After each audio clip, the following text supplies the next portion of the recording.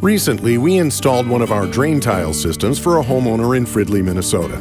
The job was pretty straightforward. We hammered up the concrete and dug a trench that sloped down toward the sump basket.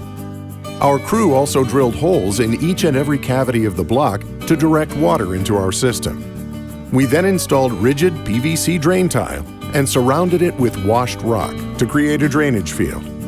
The rock holds the drain tile off the bottom of the trench to ensure dirt and mud won't infiltrate the system. A plastic moisture barrier is laid over the rock to keep moisture from wicking up and cement from seeping down. And then we install our patented diamond drainage board. Diamond drainage board directs water from the block across the footing into the drainage field and drain tile and onto the sump where it's pumped away from the house. Linda, the homeowner, told us she was referred to Standard Water by her neighbors Mary and Chuck. She also gave us high marks for the work we did and would recommend us to anyone with a basement water problem.